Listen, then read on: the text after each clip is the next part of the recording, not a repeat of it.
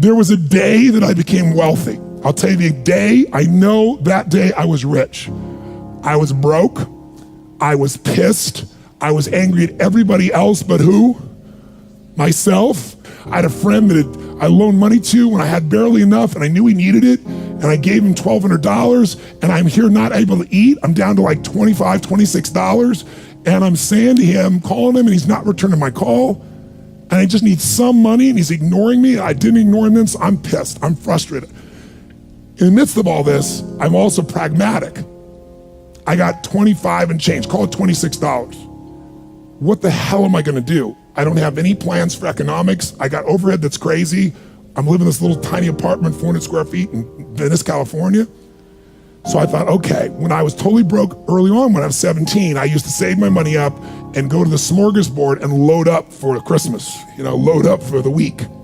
So I didn't drive there because I wasn't gonna spend the gas to get there, plus I needed to walk, so I walked there. And I go in, I'm not dressed really great, but it's Marina Del Rey, it's okay. And I got a place right by the window and I can see these yachts going by, and I'm dreaming of what life could be like. And I'm starting to let go of my anger, and I'm starting to focus on what I want instead of what I don't want. How many followers say I?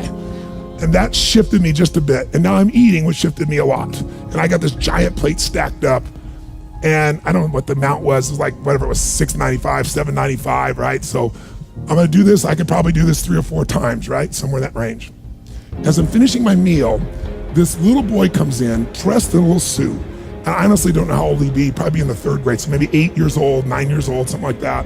And he opened the door for his mother, and he came over and he pulled out the seat for her, and she sat down. And she was a pretty lady, but as pretty as she was, I was totally obsessed by this boy.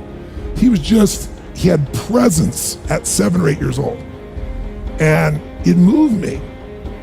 I don't know why, it moved me. And I thought, this kid is like pure. I want him to always be this way. He's such a good kid, he's a giver. So I got up and I paid for the meal, and whatever it was, $6, $7. So now I've got whatever left, $17, $18, $19. And I walk up to this little boy and I said, excuse me.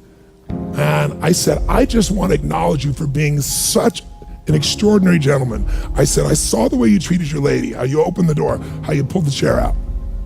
I said, that's class. I said, my name's Tony, what's yours? I don't honestly remember his name, Charlie or something. And he looked up at me and I said, Charlie? I said, that's amazing, taking your date out for a lunch like this. He goes, well, actually, she's my mom. And I said, that's even more cool. And he said, oh, but I'm not taking her lunch because I think he said he was 8. I said, oh, yes, you are. I had no plan for this. I just reached in my pocket, I took all the money I had left, $17, $18, $19, and I put it on the table. I said, you're taking her to lunch. He looked up at me and he goes, I can't take that. I said, sure you can. He said, why? Because I'm bigger than you are. And he smiled real big, and I didn't even look at his mom. I just turned and walked away. And I didn't walk out of that door. I flew home. I should have been freaking out. How the fuck am I gonna eat? But I didn't.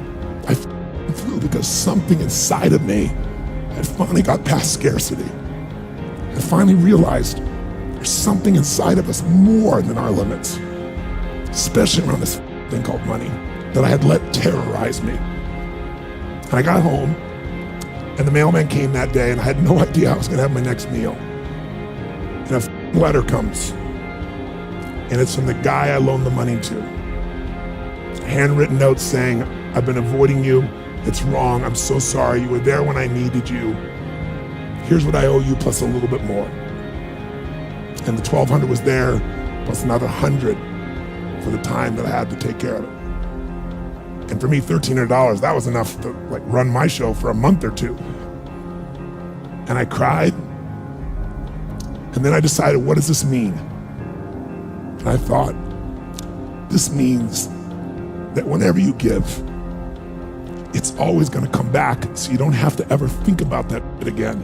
Just give. And the rewards will be greater than you can ever imagine. I don't know if that's coincidence, but I decided to believe that day was a blessing when I became rich. And I can tell you honestly, I've had tough days in my life, economically, emotionally, like all of us, but I've never gone back to that Scarcity, I never will. The secret to living is giving. Do it when you don't have it, and I promise you, scarcity will leave your life.